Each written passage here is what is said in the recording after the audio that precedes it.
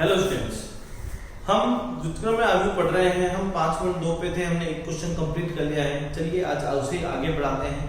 किस तरीके से आगे क्वेश्चन कंप्लीट हो सकते हैं उन्हें देखते हैं, समझने का प्रयास करते हैं।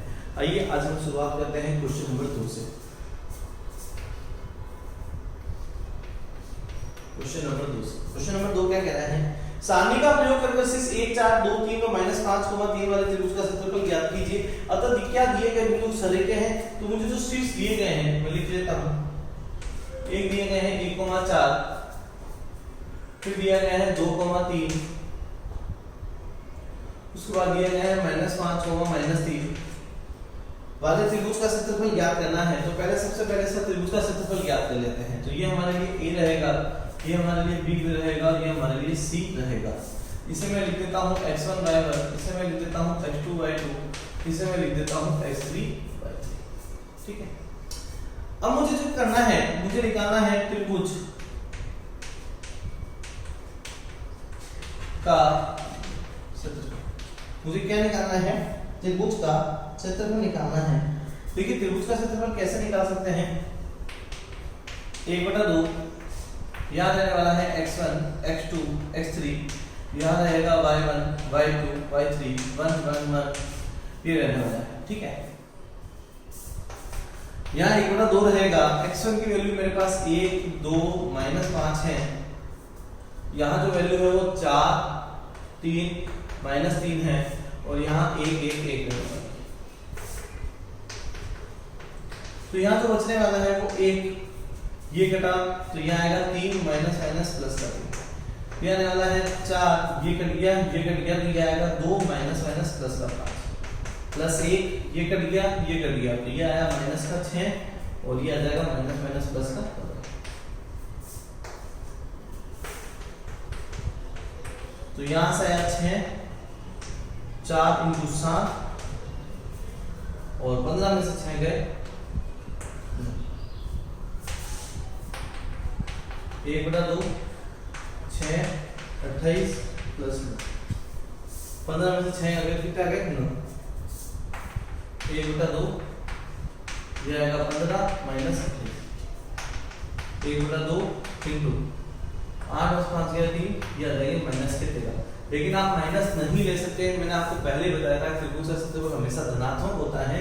तो यहाँ जो आंसर आएगा वो 13/2 वर्ग इकाई आएगा। इसे मुझे धनात्मक लेना होगा। तो हम ले सकते हैं, हम कह देंगे यहाँ पे कि क्योंकि हम जानते हैं कि त्रिभुज का क्षेत्रफल कभी भी ऋणात्मक संभव नहीं है, अतः हम इसे धनात्मक लेते हैं। इस तरीके से मुझे करना है, और हमें लिखना होगा चूंकि त्रिभुज का क्षेत्रफल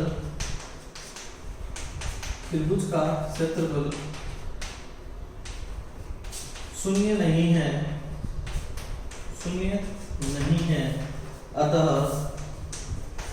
यह बिंदु सरेखीय नहीं होंगे। तो हमसे पूछा गया था इस क्वेश्चन में, क्या यह तीनों बिंदु सरेखीय हैं? तो हम कह सकते हैं कि क्योंकि त्रिभुज का क्षेत्रफल शून्य नहीं है, इसलिए यह सरेखीय नहीं होंगे। वीडियो पॉज कीजिए, अच्छे से नोट डाउन कीजिए, कोई भी प्रॉब्लम हो तो पूछ लीजिएगा।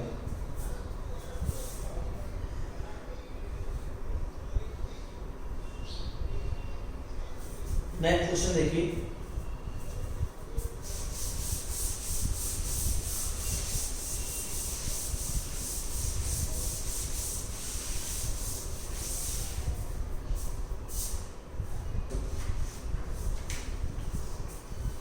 तीसरा नंबर क्वेश्चन है, क्वेश्चन नंबर 3 करना है हमें कहा गया है कि a का मान ज्ञात कीजिए यदि त्रिभुज का क्षेत्रफल 35 वर्ग इकाई है। तो हमें पहले ही दे दिया गया है त्रिभुज का क्षेत्रफल। तो त्रिभुज का क्षेत्रफल है वो हमें दिया गया है 35 वर्ग इकाई, और हमें कहा गया है कि 3 बिंदु दिए गए हैं, जबकि शीर्ष जो हमें शीर्ष दिए गए हैं वो हमें शीर्ष क्या दिए गए हैं मैं लिख देता हूं। मुझे दिया गया है k, 4 2 माइनस 6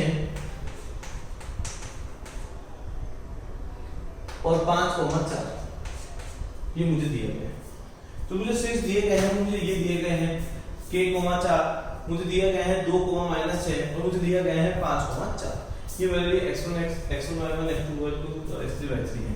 ये हमारे लिए x1 y1 x2 y2 और ये x3 y3 रहेंगे। ठीक है, तो मैंने कहा त्रिभुज का क्षेत्रफल मुझे पता है होता है 1/2 x1 x2 x3 y1 y2 y3 1 1 1 और यहाँ आएगा 35। मैंने इस 2 का वज्र गुना कर दिया, तो यहाँ मुझे जो मिलने वाला है x1 की वैल्यू k है, यहाँ जो मिलने वाला है वो मुझे 2 है, यहाँ जो मिलेगा वो मेरे पास 5 है। ठीक है, यहाँ जो मिलने वाला है वो 4 है, यहाँ -6 है। ठीक है, और जो यहाँ मिलने वाला है वो फिर 4 है और यहाँ 1 1 मिलने वाला है और यहाँ 35 गुना 2 होने वाला है। मैंने इसमें से 2 कॉमन ले लिए, तो यहाँ बचेगा k 2 5, यहाँ आएगा 2, यहाँ 2 मैंने कॉमन ले लिए हैं, तो ये मेरा 1/2 बाहर आ जाएगा। ठीक है,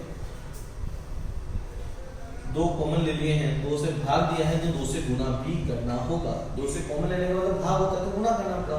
तो ये आया -3, ये आया 2 1 1 1 और ये आएगा 35 गुना 2। ठीक है, इस 2 का मैं यहाँ भाग दे देता हूँ, तो यहाँ मुझे मिलने वाला है k, यहाँ मुझे मिलने वाला है 2, यहाँ मिलने वाला है 5, यहाँ मिलने वाला है 2 -3 2 और यहाँ मिलेगा 1 1 1, तो ये हो जाएगा 35 गुना 2/2। तो इस 2 से 2 तो ये कैंसिल आउट हो जाएगा। अब इसे ओपन कर देते हैं, तो यहाँ देखते हैं k मिल गया, ये कटा तो यहाँ से आया -3 और -2। ठीक है, फिर ये आपका खत्म हो गया, फिर ये आया -2, ये कटा तो यहाँ आया 2, ये कट गया तो ये आया 2 माइनस ये कितना आने वाला है 5 प्लस 1, ये कटा तो ये आया 4 माइनस माइनस प्लस के 15 आ जाएंगे और इक्वल टू कितना आया है ना। तो देखिए यहाँ तो आया है -5 के, यहाँ बचेंगे -3, माइनस माइनस प्लस के हो जाएंगे 6 और 15 और 6 कितने हो जाएंगे 19 बराबर 35। ठीक है, तो -5 क्या बचेगा, ये आ जाएगा 25 और ये आ जाएगा 35। तो -5 क्या बचेगा, ये आ जाएगा 35 माइनस 25, तो -5 क्या बचेगा, तो ये आ जाएगा 10। तो k बराबर आ जाएगा 10 बटा -5, काटाछटी कर देंगे तो k की वैल्यू -2 मुझे प्राप्त हो जाएगी। बहुत ही आसानी से मैंने k की वैल्यू ज्ञात कर ली है और वो k की जो वैल्यू है वो -2 के बराबर आई है। वीडियो पॉज कीजिए, अच्छे से नोट डाउन कीजिए, कोई भी प्रॉब्लम हो तो जरूर पूछिएगा।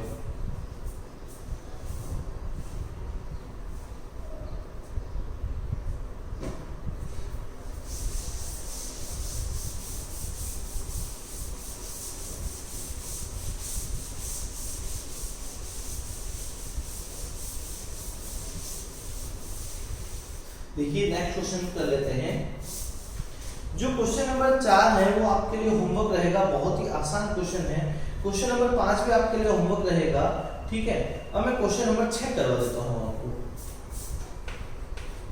क्वेश्चन नंबर 6 करते हैं हम। क्या लिखा गया है, सारणिक प्रयोग से दो बिंदुओं, पहला बिंदु दे रखा है हमें, मान लेते हैं पहला बिंदु A है, उस बिंदु का जो मान है 3,1 है। एक मुझे B बिंदु भी दिया गया है, इस B बिंदु का जो मान है वो 9,3 है। से गुजरने वाली रेखा का समीकरण ज्ञात कीजिए। तो पहले मुझे इस दोनों बिंदुओं से गुजरने वाली रेखा का समीकरण ज्ञात करना है। तो मैंने लिख लिया, दो बिंदुओं से गुजरने वाली रेखा का समीकरण। मैंने क्या लिख दिया, दो बिंदुओं से गुजरने वाली रेखा का समीकरण। क्या समीकरण होता है, समीकरण होता है आपका x1 y1 1 x2 y2 1। ठीक है, x1 की x y1 तो है ही है, इसकी वैल्यू है 3, इसकी वैल्यू है 9, इसकी वैल्यू है 1, इसकी वैल्यू है 3, 1 1 आएगा। हल कर लेते हैं तो यहाँ x बचता है, यहाँ 1 - 3, तो ये आएगा 3 - 9, 9 - 9 बराबर 0। ठीक है, तो यहाँ जो मिलने वाला है वो माइनस का 2x, 9 में से 3 जाएंगे तो माइनस माइनस प्लस का 6y प्लस का 0 बराबर 0, ये मिलने वाला है। माइनस 2 कॉमन ले लेते हैं तो ये बचेगा x माइनस 3y बराबर 0। ये आपका समीकरण बन जाएगा दो बिंदुओं से गुजरने वाली रेखा का समीकरण। ठीक है, इस तरीके से हम इस क्वेश्चन का आधा पार्ट कंप्लीट कर चुके हैं, दो बिंदुओं से गुजरने वाली रेखा का समीकरण। वीडियो पॉज कीजिए, नोट डाउन कीजिए।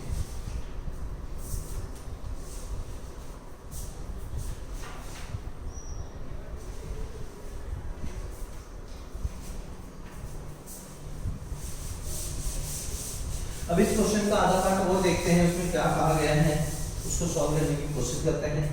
क्या कहा गया है इस क्वेश्चन में, पढ़ते हैं आगे। तथा त्रिभुज का क्षेत्रफल ज्ञात कीजिए। तीसरा बिंदु, एक बिंदु और दिया गया है C, जिसका बिंदु दिया गया है -2, -4। तो इसका क्षेत्रफल ज्ञात करना है। मुझे लगता है क्षेत्रफल ज्ञात करना हम सीख चुके हैं, तो ये आधा पार्ट है वो आप आराम से कर सकते हैं। सारणी के प्रयोग द्वारा त्रिभुज का क्षेत्रफल का सूत्र लगाना है और अपना आंसर निकालना है। हम अब नेक्स्ट क्वेश्चन कर लेते हैं। आइए स्टार्ट करते हैं क्वेश्चन नंबर 7। अब जो हमें करना है क्वेश्चन नंबर 7, क्वेश्चन पढ़ते हैं। क्वेश्चन में क्या लिखा गया है 7th में, क्रेमर नियम से निम्नलिखित समीकरण निकाय को हल कीजिए। अब हमें क्या करना है, क्रेमर नियम द्वारा, क्रेमर नियम कौन सा है, 2x + 3y = 9, और एक हमें दिया गया है 3x - 2y = 7 द्वारा हमें इसे हल करना है। ये हमारा क्रेमर नियम है, इसे हमें हल करना है। किस तरीके से करेंगे देखिए। सबसे पहले क्रेमर नियम में हल करने के लिए हमें चाहिए होता है डेल्टा। ठीक है, तो डेल्टा की जो वैल्यू आएगी वो क्या आएगी, इन दोनों को छुपा लीजिए। तो इस x का गुणा लिखिएगा 2, यहाँ आएगा 3, तो यहाँ आने वाला है 3, यहाँ आने वाला है -2। इसे हल कर लीजिए। इसे जब आप हल करेंगे तो 2 × 2 -4 आएंगे। इसे हल करेंगे तो -9 आएगा। डेल्टा को हल करके बैठेंगे तो -13 आपको प्राप्त हो जाएगा। इसी प्रकार अब हम करेंगे डेल्टा 1। अब हमें जो चाहिए वो डेल्टा 1 चाहिए। अब डेल्टा 1 के लिए आपको क्या करना है, देखिए यहाँ आपको ये x को हटा देना है, तो इसकी जगह पे 9 आएगा, इस जगह 7 आ जाएगा, यहाँ 3 आएगा और यहाँ -2 आएगा। अब डेल्टा 1 को हल कर दीजिए। 9 × 2 कितने देंगे, -18। ठीक है, और यहाँ कितना आने वाला है, -21। तो डेल्टा 1 जो आएगा वो हमारे पास आएगा 8 और 1 9, 2 और 1 3, तो ये माइनस का ये आने वाला है। इसी के साथ अब हम लगाने वाला है डेल्टा 3। डेल्टा 3 जो आने वाला है वो कितना आने वाला है, सॉरी डेल्टा 2 ही आएगा ना।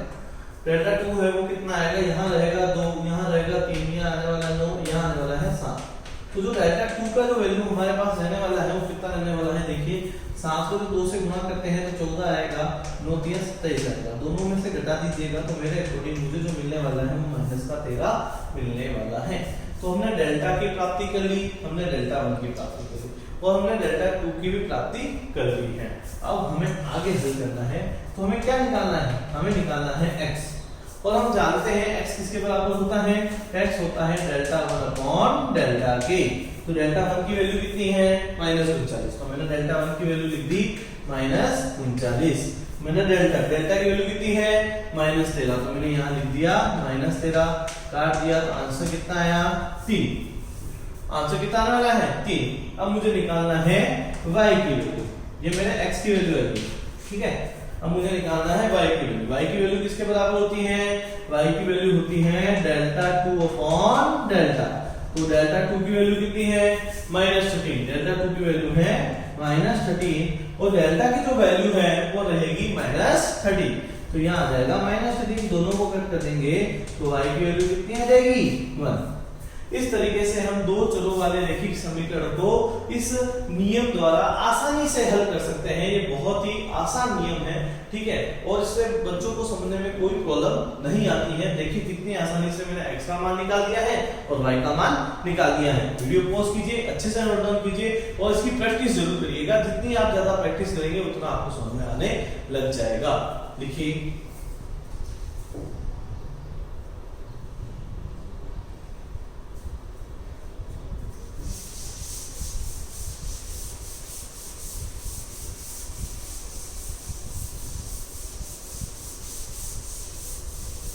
नेक्स्ट क्वेश्चन देखते हैं इसका। जो इसका एक और पार्ट है वो आपके लिए होमवर्क है, प्रैक्टिस के लिए आपको ही करना होगा। जब तक आप प्रैक्टिस नहीं करेंगे तब तक आपसे नहीं होगा। अब हम करते हैं क्वेश्चन नंबर 9, मैंने 8 को ड्रॉप किया है, ठीक है। 8 हम बाद में करना चाहेंगे, बहुत ही आसान क्वेश्चन है क्वेश्चन नंबर 8। अब हम क्वेश्चन नंबर 9 करना चाहते हैं। क्रेमर नियम से निम्नलिखित समीकरण निकाय को हल कीजिए। तो हमें क्रेमर नियम से फिर तीन चरों वाले रैखिक समीकरण है उन्हें हल करना है।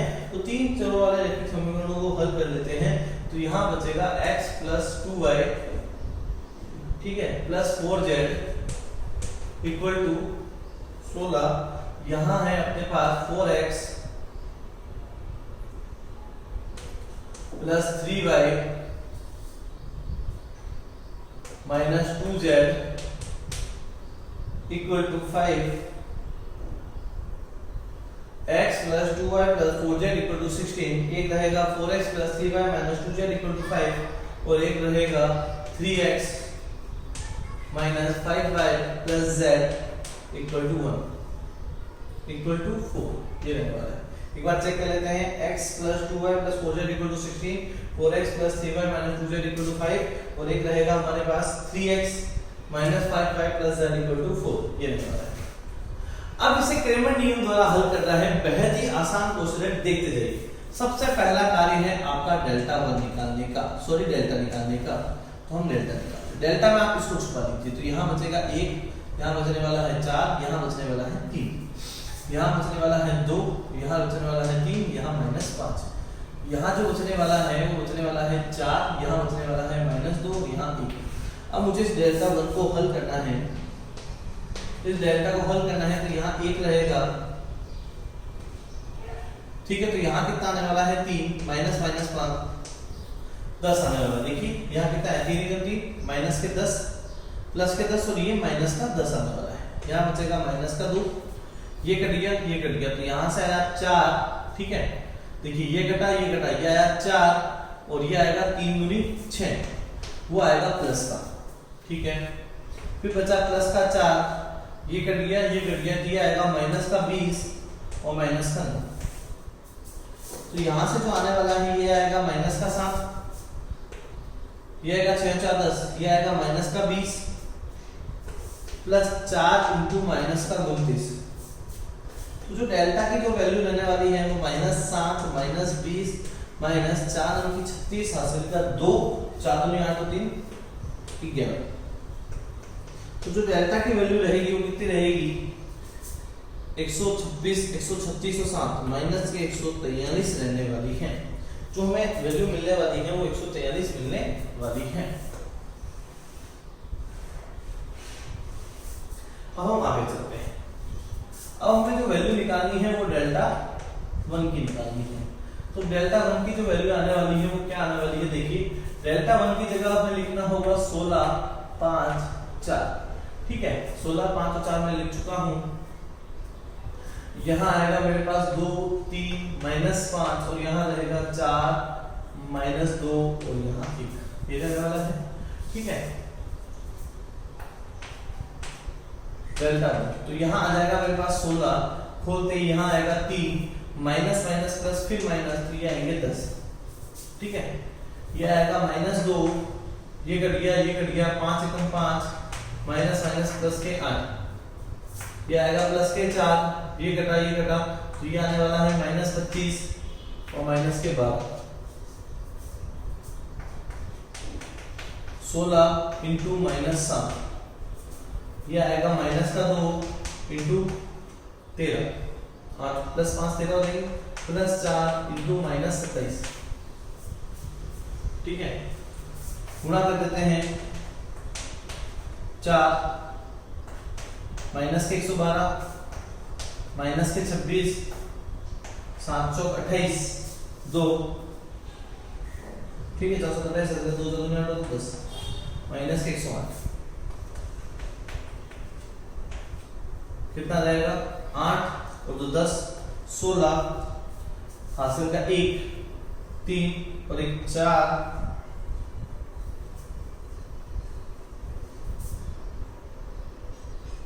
और 1 और 1 2।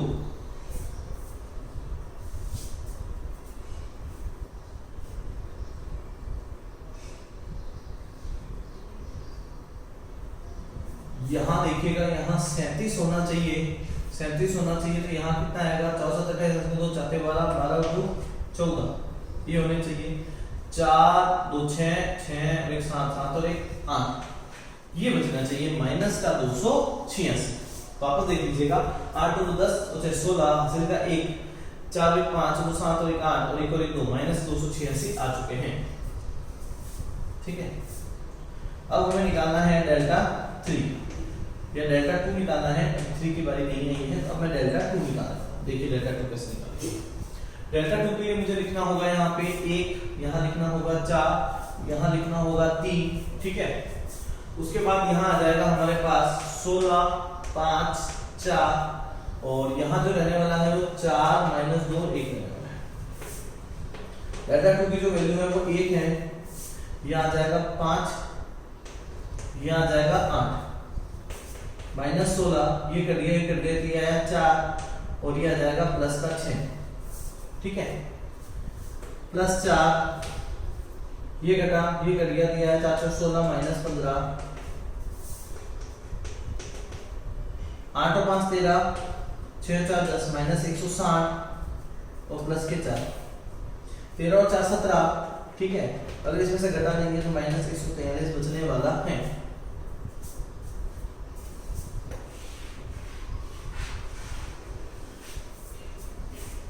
अब मुझे लिखना है डेल्टा 3। ठीक है, अब मुझे क्या लिखना है, डेल्टा 3 लिखना है। डेल्टा 3 क्या है, देखिएगा डेल्टा 3 के अंदर आएगा 1 4 3, यहां आने वाला है 2 3 माइनस 5, यहां जो आने वाला है वो आने वाला है 16 5 और 4। अब डेल्टा 3 को हल करते हैं तो यहाँ 1 बचेगा, यहाँ आएगा 12 और यहाँ आएंगे 25। ठीक है, माइनस 2, ये कर दिया तो ये आया 16 माइनस के 15 प्लस 16, ये घटा ये आया माइनस का 20 और ये आएगा माइनस का 9। तो डेल्टा 3 की जो वैल्यू रहेगी 25 और 12 37 हो गए, माइनस 2 रहेगी प्लस 16 गुणा माइनस 29। डेल्टा 3 बराबर यहाँ बच गया 35 माइनस 16 नम होते हैं 144, हासिल में 14, 16 दूना 32 32 10 42 और 46।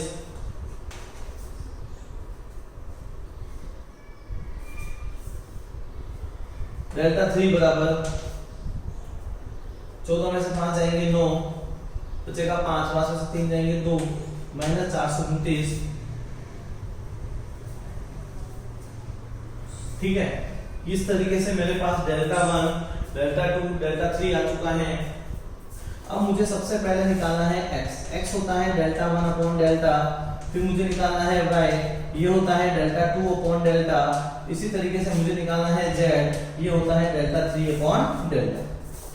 तो डेल्टा 1 की वैल्यू कितनी है देखिएगा, जब आप डेल्टा 1 की वैल्यू निकालने जाएंगे तो डेल्टा 1 आपके पास आएगा माइनस 143। डेल्टा 1 की वैल्यू है आपके पास माइनस 286 बटा माइनस 143। डेल्टा 2 की जो वैल्यू है वो माइनस 143 है अपॉन माइनस 143 और z बराबर डेल्टा 3 की वैल्यू माइनस 429 बटा माइनस 143 है। काटा तो ये 2 बार आएगा, इसको काटा तो ये 1 बार आएगा और इसको काटा तो ये 3 बार आएगा। इस तरीके से आपको x की वैल्यू 2, y की वैल्यू 1 और z की वैल्यू 3 मिल चुकी है। ये है आपका 2 चरों वाले रैखिक 3 चरों वाले रैखिक समीकरण का हल। इसे क्रैमर नियम बोलते हैं। बहुत ही आसान, बहुत ही ज्यादा सुविधाजनक, सिर्फ सारणिकों को हल करना है। आपको बड़ा लग रहा है, मैं मानता हूँ बड़ा है, लेकिन बहुत आसान है। इसे अगर आप अच्छे से समझेंगे तो आपको समझ में आ जाएगा। वीडियो पॉज कीजिए, नोट डाउन कीजिए और इसे घर पे प्रैक्टिस कीजिए। आप जब तक इसका प्रैक्टिस नहीं करेंगे आपको नहीं आएगा समझ में। Thank you so much. पढ़ते रहिए, आगे बढ़ते रहिए।